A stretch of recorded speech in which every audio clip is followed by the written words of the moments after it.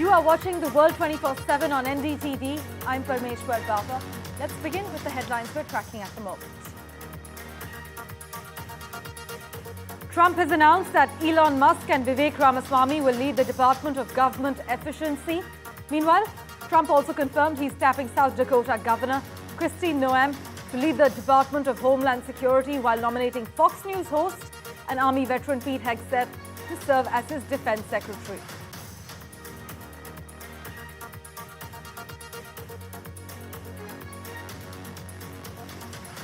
The Archbishop of Canterbury resigned after criticism over his apparent failure to properly investigate allegations of child abuse in the United Kingdom and Africa.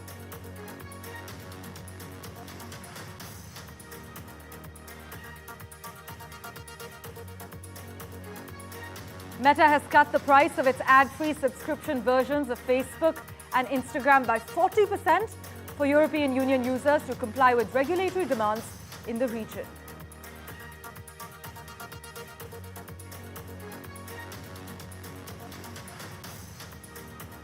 The United Kingdom has reiterated its support for India's permanent membership in the United Nations Security Council as part of an expansion of the international panel to ensure it can continue to rise to the pressing challenges faced by the world.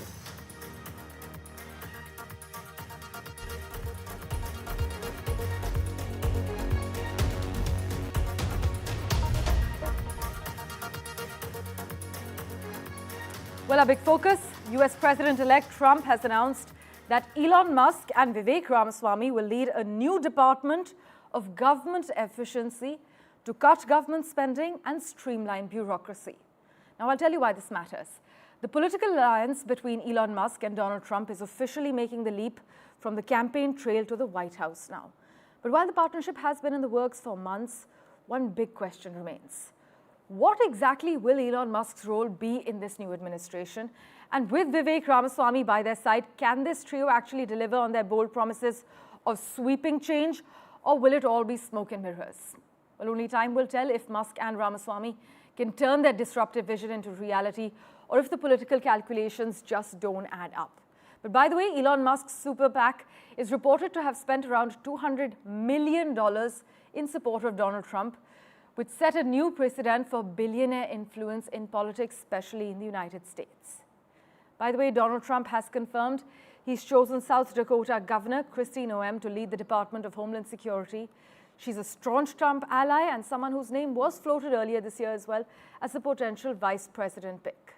But it's not just her political loyalty that's turning heads. NEOM had made headlines earlier this year for a shocking and controversial admission in her memoir. She had revealed that she killed her dog with a shotgun, explaining that the animal had become untrainable and dangerous. And as you already know, Trump announced that he will nominate Mike Huckabee, the former governor of Arkansas, to be the US ambassador to Israel. And Pete Hegseth, the Fox News host, has been chosen as Trump's nominee for Secretary of Defense. He is an Army veteran as well. In fact, Mr. Hegseth was deployed to Iraq and Afghanistan and unsuccessfully ran for Senate in Minnesota back in 2012 before joining Fox News. Meanwhile, over in the US, major changes which are certain to affect its foreign policy are already in motion, as many have highlighted. But as he gears up for a second term in office, Donald Trump has made some key picks. My colleague Arjun gets us this report on how these appointments could significantly impact the future of US-India ties.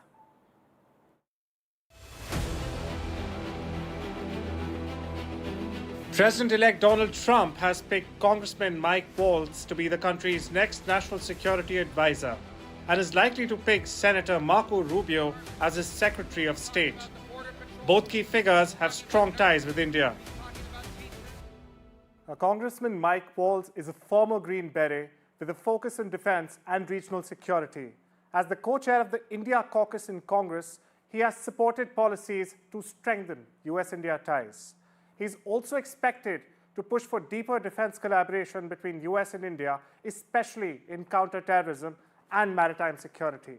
With his background in national security, Waltz may help accelerate military-to-military engagements and arms sales. Meanwhile, Marco Rubio is a staunch advocate for strengthening ties with India. He has long emphasized the importance of India as a strategic partner in countering China's growing influence in the Indo-Pacific region. He's also known for supporting the Quad security dialogue. Rubo's new role could boost military and economic cooperation between the two nations. For India, both appointments signal stronger US support in the region, particularly as the two countries work together to counter China's assertiveness. The future of US-India relations looks set for continued growth with increased focus on defense and security. As US-India ties continue to strengthen, these appointments could mark a pivotal moment in the Indo-Pacific region. Meanwhile, a judge has delayed the decision on whether to overturn President-elect Donald Trump's hush money conviction as prosecutors weigh their next steps in light of last week's election results. Meanwhile, Trump's legal team is pushing for the case to be dismissed altogether, arguing that he should be free to focus on running the country. Sentencing had been scheduled for 26th of this month, but Manhattan prosecutors are now rethinking their approach. It appears they may be open to the idea that the legal proceedings could no longer follow the original course, creating uncertainty around what actually happens next. Sally Patterson has more from New York for us. Donald Trump is the first convicted criminal ever to be elected to the White House. He may have won the US election last week, but that doesn't mean his legal cases just disappear, at least not straight away. Here in New York, the former president was found guilty on 34 felony counts back in May. A jury found him guilty of covering up payments made to porn star Stormy Daniels to influence the 2016 presidential election. As things stand, he's due to be sentenced in that hush money trial at the end of this month. But now the judge overseeing that case, Judge Juan Merchan, says he'll take another week to decide how to proceed. That could mean throwing the case out altogether or moving forward with sentencing on the 26th of November. Trump's team says the case should be dismissed following a Supreme Court ruling on presidential immunity. That's also the argument his lawyers are using to fight a federal case he's facing, looking at election interference. Trump is charged with mounting a campaign to subvert President Joe Biden's win in 2020. But now the Justice Department is working out how to wind down that case before Trump takes office. His other federal case, where the former president was accused of taking classified documents, had been tossed out already before last week's election. The Justice Department was planning on appealing that decision, but that now seems unlikely. The final criminal case facing Donald Trump is in the state of Georgia, which also looks at election interference. It's faced several delays, and its future is uncertain. Sally Patterson, NDTV, New York. Well, let's turn our attention to the other big story. The Archbishop of Canterbury has resigned after a report found the Church of England covered up sexual abuse by a barrister. Now, the independent review into John Smith's abuse of children and young men was published last week, and across 5 decades in 3 different countries, involving as many as 130 boys and young men in the UK and Africa, Smith is said to have subjected his victims to traumatic physical, sexual, psychological, and spiritual attacks, permanently marking their lives. So in a resignation letter, Justin Welby has said, having sought the gracious permission of His Majesty the King, he has decided to resign. Let's turn our attention now to Azerbaijan. Well, this year has been a masterclass in human destruction, the UN Secretary General has said, as he reflected on extreme weather and record temperatures around the world, fueled by climate breakdown. Antonio Guterres was addressing scores of world leaders and high-ranking government officials from nearly 200 countries gathered in Baku in Azerbaijan for the COP29 UN Climate Summit, when he painted a stark portrait of the consequences of climate breakdown that had arisen in months. For further clarity, we have with us climate change expert Seth Warren-Rose, live from Hanoi, Vietnam. Thank you so much, sir, for joining us on The World 24/7. Experts say worsening climate impacts will put inflation on steroids. But as the host, Azerbaijan, has said, they will strongly advocate for green transition. But the caveat they've added is, at the same time, they must be realistic. Where does this really leave us, sir? Well, I listened to the Secretary General's speech, and I found him to be overly optimistic. I understand that's his position as Secretary General. He has to encourage the executives that he was speaking with to do more. But although I think he cited 80% of the global population is looking for more action on climate change. If you look at what's really going on in the world, if you look at the election of Donald Trump just recently, he's he's pulling out, or had during his previous administration pulled out a lot of the climate incentives, and that the U.S. had been moving in that direction. So I think that it doesn't bode well. The idea that we are looking, that he said we're looking to still approach a 1.5 degrees Celsius, and that is the goal that has been UN's goal for many years. It doesn't look like we're going to get there. So I suspect that I would think that we need to do more, and the answer is really pretty simple. It's been the same answer for many years, and that is we need to have a global tax on carbon.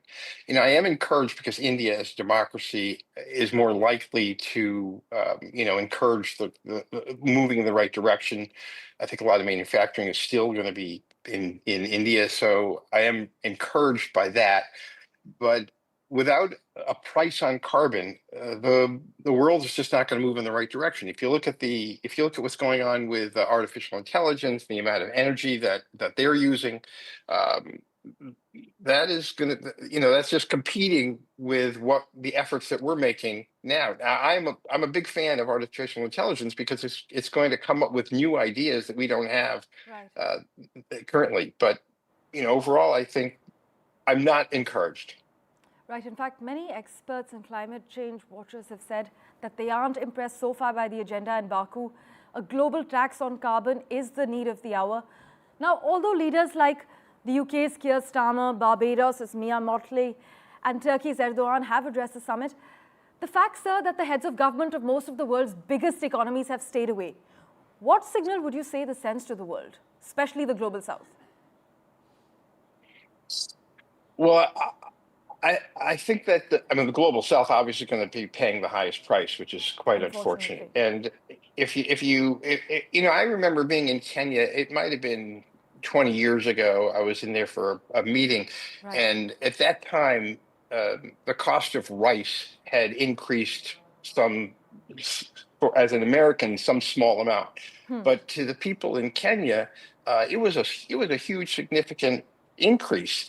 And so your problem is that the folks that are really running the global economy, like the US, they're not going to notice these relatively small increases in things like increased price on rice, whereas an American consumer might see it small.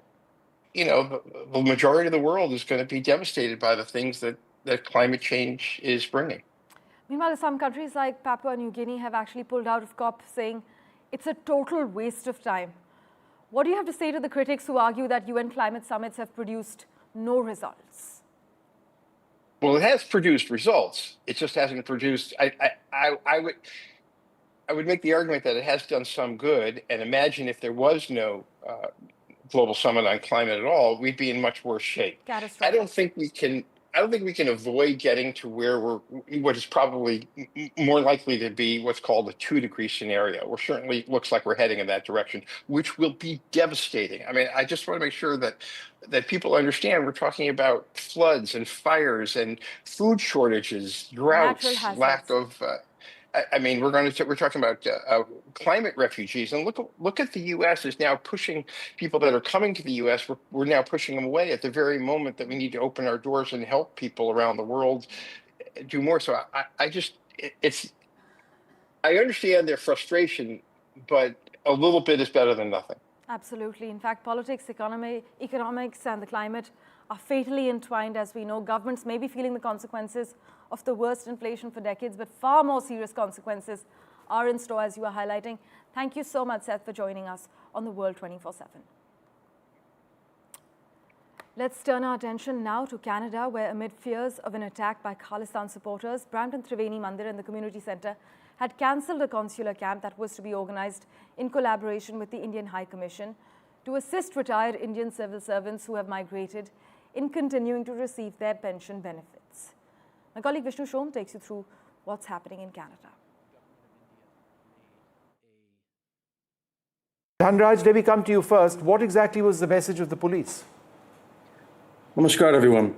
The message of the police was very clear in that we have an extremely high and imminent threat for this event. And if you want us to provide security protection of the police, then we have to give you an assessment of cost, and it can range between 50,000 to 100,000 Canadian dollars. And otherwise, we have to recommend that you cancel the event because there is a very serious threat. And if you go ahead, you'll be endangering the public. Pandit Dhanraj, let me get that right. The police in Peel told the temple to pay for security. That is correct, because we asked them, we want to continue with the program. The consulate has also asked us to continue with the program. Our community members are asking for the program. So what is our option? Can the police not provide a continuous presence? And they said, in this situation, because of the high level of threat, actually the cost of security will fall on the hosts. And the host being Brampton Triveni Mandir, we can assume that the cost will be between $50,000 to $100,000. Panditji, isn't that what this is all about? That these are a distinct minority in Canada of violent Sikh extremists who are utterly disconnected from the large number of Sikhs in Canada and certainly the large number of Indo-Canadians who are threatening your temple and Indian nationals. Isn't this what this is essentially about? That's exactly correct, because the life certificate events that were successful, those temples informed us that if not 70% of the seniors who showed up for these certificates were not Hindu, they were in fact Sikh. So it's not a Hindu-Sikh issue. It's a very small minority that we have that are doing these protests and creating this problem. Is this in writing to you, the police saying that you need to pay? No, this was discussed verbally in a sit-down meeting we had with police officers. As soon as that meeting was concluded, we asked them, whatever you've said, can you please send it to us in writing? When they sent the statement, they omitted that part. So I feel that they might have had a change of heart, or perhaps that's not something they wanted to put in writing. Right. So legally at this stage, it's incumbent upon them to actually provide security without any charge, right? We believe that is the law, but when the police is sending you a letter saying we believe this event has a high security threat and you will be endangering the public if you go ahead, then we cannot move ahead without their support. So that is why we had to cancel the event. What is the nature of the exact threat? Do they believe that this small group or this group of Khalistani extremists are physically going to attack the temple and people inside? Is that what it is? Do they fear more? Do they fear potentially murderous attacks? What is it that is the sense the police is concerned? They didn't go into more details. However, last year when we held this event, we had the similar types of threats being made online, and they did not ask us to cancel the event. We had the event successfully with off-duty police officers. So it seems that this year they expect more physical violence, and they believe that the property of the temple can be breached, as it was a week before at Hindu Sabha Temple in Brampton, and that is why they're asking this year to go ahead and cancel. As always, news and updates continue in a moment right after this very short break. Don't go anywhere.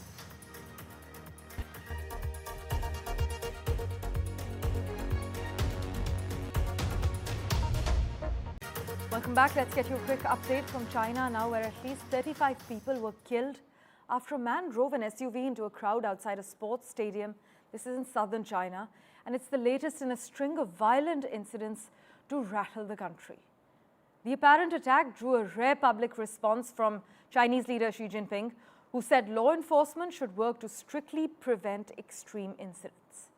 But I must inform you that outbursts of violence in the last 6 months, including a stabbing of 4 instructors affiliated with a US college and a fatal stabbing at a Shanghai Walmart, have sparked concerns about whether socio-economic tensions stemming from a slowing economy, unemployment, and social isolation are contributing to the crime wave. China's premier said the country must investigate hidden risks and social conflicts.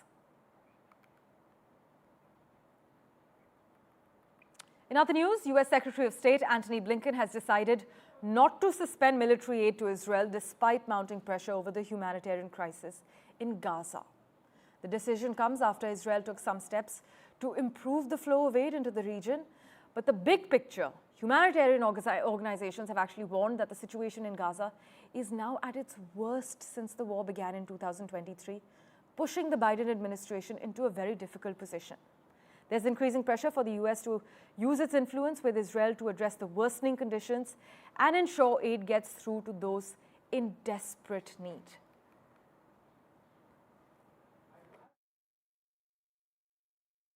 This is what the Gazan side of Kerem Shalom looks like right now. The Gazan side of the Kerem Shalom. This is how it looks right now. These are images of 900 trucks worth of aid just waiting to be picked up by aid organizations. Every day we're bombarded with criticism around the world and from UN aid agencies. To their shame, these same UN aid agencies, some of this aid has been waiting there for months. So we say to the United Nations, pick up the aid so more aid can get into Gaza. The government of Israel takes extremely seriously the letter sent just shy of a month ago to the Israeli government from Secretary Austin and Secretary Blinken. We take extremely seriously the contents of that letter. We have studied it intensely.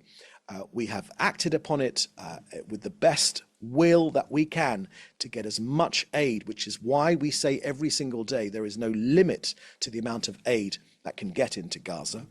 So we are doing our utmost. Meanwhile, US President Joe Biden met with Israeli President Isaac Herzog at the White House as the two leaders addressed the conflict with Lebanon, the humanitarian situation in Gaza, and the hostages still being held by Hamas.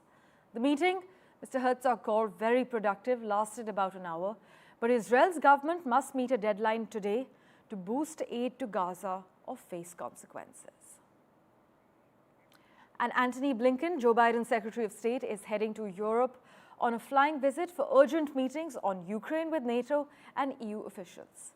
He will actually hold talks in Brussels today on how to boost support for Ukraine, leaving the same day for a conference in Latin America. This, as Russia is building up infantry and armored vehicles while stepping up aerial bombardments ahead of planned attacks along the southern front. This is what a Ukrainian military spokesman has said on record. Also, as you know, more than 10,000 North Korean troops have begun engaging in combat operations alongside Russian forces, mostly in the far western Kursk Oblast. This is what the US State Department has said.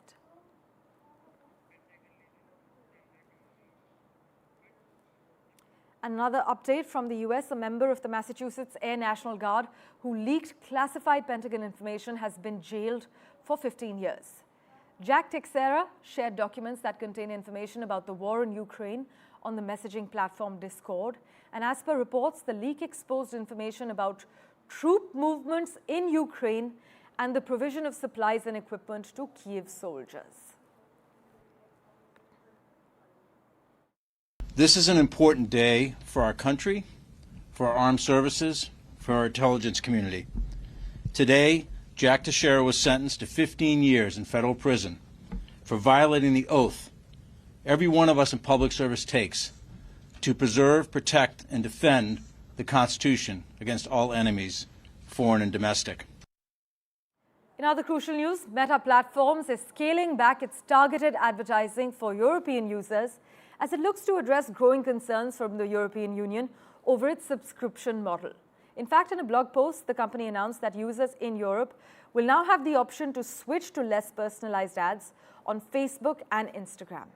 This move provides an alternative for users who want to limit the amount of personal data Meta collects to serve targeted ads without having to commit to a paid subscription. And the longtime CEO of Saudi Arabia's futuristic megacity, NEOM, abruptly left his post, which is the latest setback for the world's largest construction project.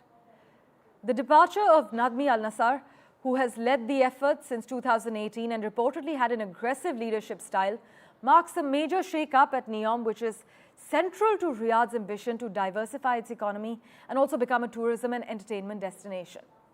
Plans for NEOM include a floating industrial complex, but in the past year it has faced budget challenges, delays, and reports of worker deaths. Welcome to Sindala.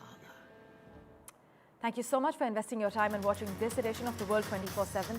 We'll keep tracking the latest for you. Do stay tuned.